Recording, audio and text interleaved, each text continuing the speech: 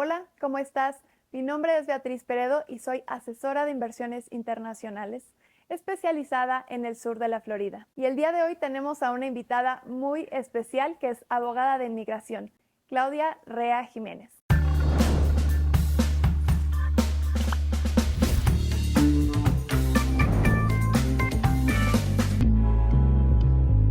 ¿Cómo estás, Clau? Hola Betty, súper feliz de estar aquí contigo.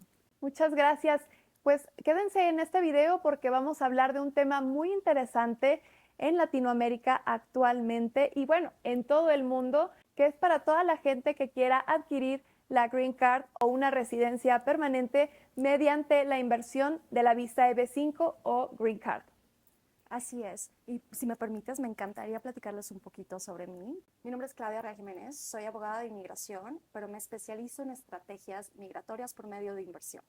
Ahorita estoy trabajando con David Herson Partners. Somos un despacho que ha estado en la industria de la CB5 desde 1992. Tenemos vasta experiencia y tras los años hemos podido ayudar a inversionistas y a sus familias poder emigrar a los Estados Unidos de manera segura. Muy bien, Claudia. Pues después de esta interesante introducción, me encantaría que nos platicaras qué es la EB5. Claro, la EB5, me encantaría platicarles un poquito de dónde surge la EB5, porque es muy importante conocer la historia para saber a dónde se dirige esta industria. La EB5 surgió en 1990 por una ley. El gobierno de Estados Unidos quiso manejar las inversiones extranjeras que se estaban realizando en Estados Unidos y dirigirlas a centros o áreas de alto desempleo para poder generar empleos y de esa manera impulsar la economía de Estados Unidos.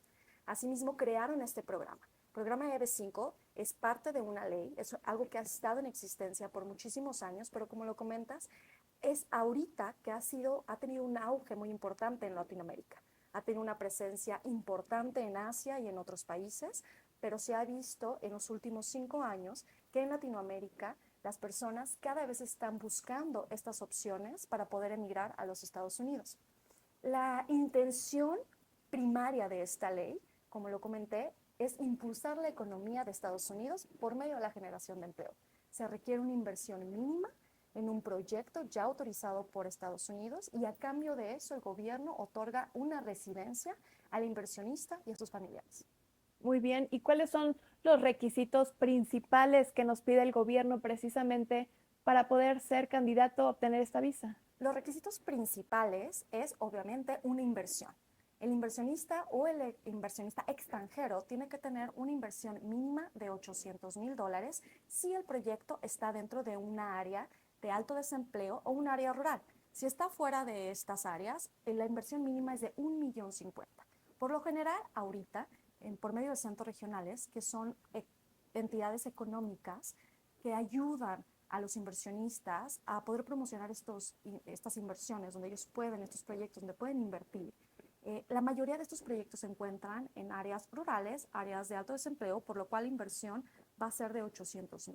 Aunado a esto, también esta inversión tiene que ser del inversionista. El dinero tiene que ser propio y legalmente del inversionista y tiene que venir de fondos lícitos o actividades lícitas.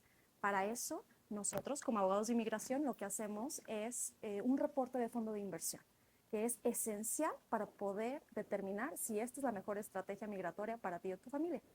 Perfecto.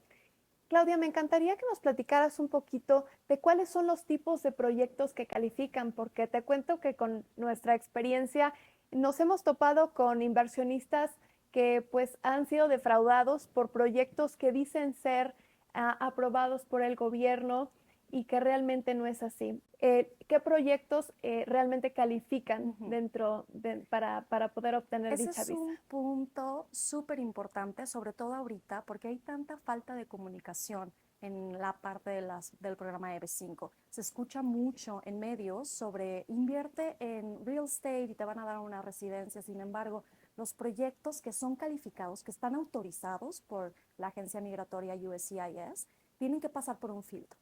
Estos proyectos, para poder determinar el monto mínimo, primero tienen que saber en qué parte van a estar, si van a estar en una área de alto desempleo o un área rural. Asimismo, estos proyectos tienen que generar a por lo menos 10 empleos por inversionista. ¿Cómo se hace eso? Se tiene que haber un reporte económico del impacto de ese proyecto en la zona donde va a estar. Este filtro se tiene que hacer antes de que el inversionista pueda invertir y antes de que el proyecto pueda aceptar la inversión del inversionista.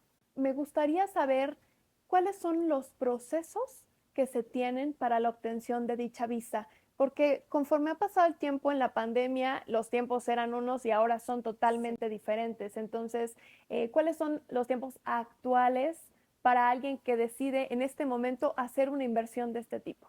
Los procesos son, una vez que se hace la inversión en el proyecto, el inversionista va a poder aplicar para la parte migratoria.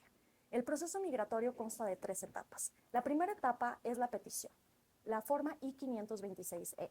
Con esta petición, nosotros damos al gobierno la información del proyecto, donde se va a calcular los empleos que se van a generar, que están en una área determinada, y también vamos a incluir toda la información referente al inversionista y al fondo de inversión. Es por eso que es crucial, antes de que el inversionista decida invertir en un programa EB5, que ya haya habido un estudio de su fondo de inversión para saber que cumple con los requisitos necesarios ante la ley. ¿Cuáles son esos requisitos? Nos pide el gobierno que estos fondos de inversión o la inversión sean legalmente del inversionista, pero también que vengan de actividades lícitas. Eso es uno de los trabajos primordiales que nosotros como abogados de inmigración hacemos por todos nuestros clientes. Esa es la primera etapa. La segunda etapa es la residencia. Una vez que la primera etapa es aprobada, el inversionista, su cónyuge e hijos menores de 21 años que no estén casados van a poder aplicar por su residencia condicional.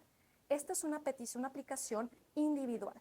En este punto del proceso, el gobierno quiere saber sobre ti, sobre el inversionista. Quiere saber quién eres tú, tienes que cumplir con todos los requisitos de la ley para obtener una residencia. No haber tenido ninguna indiscreción en inmigración y que te cumplas con todos los documentos necesarios para la presentación en el consulado de Ciudad Juárez, de Estados Unidos en Ciudad Juárez. Una vez que se pase esta segunda etapa, el inversionista y su familia van a obtener una residencia condicional. Esta residencia condicional es solo por 2 años. Okay. Después de estos 2 años, pasamos a la tercera y última etapa del proceso EB5, que es la aplicación I-829. Esta es la remoción de las condiciones. En este punto, lo que le importa al gobierno es hablar del proyecto. Todo eso que se prometió en la etapa 1, el gobierno quiere saber que si se cumpliera, quiere asegurarse que el dinero del inversionista, la inversión, estuvo en el proyecto por el tiempo determinado y requerido por la ley, y sobre todo que los 10 empleos se generaron. Si estas condiciones se cumplen, se quitan las condiciones de la residencia o la green card tanto del inversionista como su familia, y se convierten en residentes permanentes. Ok, 2 preguntas sobre este tema que desarrollaste. El primero sería, cuando hablas de los hijos, son menores de 21 años solteros, ¿correcto? Correcto.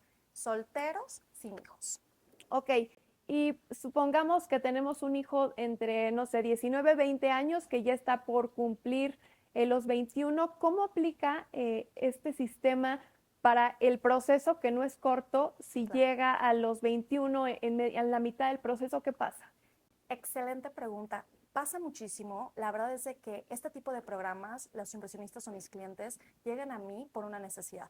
La mayoría de ellos quiere asegurarse que sus hijos tengan una buena educación, quieren venirse a Estados Unidos para que ellos puedan tener mejores oportunidades.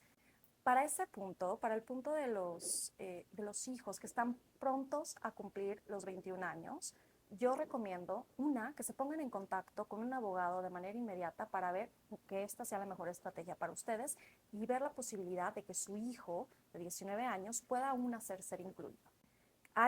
Las personas y los hijos menores van a estar protegidos por un periodo después de que cumplan los 21 años. Sin embargo, no es por siempre. Siempre los inversionistas preguntan cuánto tiempo tengo que vivir de fijo en Estados Unidos sin poder salir. ¿Cómo funciona este tema? Digamos, una vez que ya tengan la residencia condicional, ¿verdad? Cuando uno obtiene la residencia condicional, le estás diciendo al gobierno que es tu intención residir en Estados Unidos. Entonces, el gobierno de Estados Unidos, para todos los residentes, cuando un residente se ausenta de Estados Unidos por más de 6 meses, hay una presunción de que estás abandonando tu residencia. La recomendación es que evites viajes largos o ausencias largas, más de 5 o 6 meses de Estados Unidos. Si esto no es posible, si tú tienes que estar fuera de Estados Unidos ya siendo residente por un periodo más de 6 meses a un año, se puede pedir un permiso al gobierno. Lo importante aquí, Betty, es recordar que si tú estás en esta situación, consultes con tu abogado de migración antes de que vayas a salir de Estados Unidos como residente y cuando sepas que vas a tener una ausencia larga, para que podamos prevenir y protegerte a ti y a tu familia.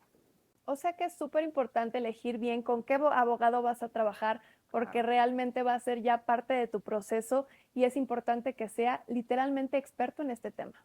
Tiene que, y es un punto importantísimo, porque esta práctica, esta industria, la CB5, las estrategias de migratorias por medio de inversión son muy peculiares.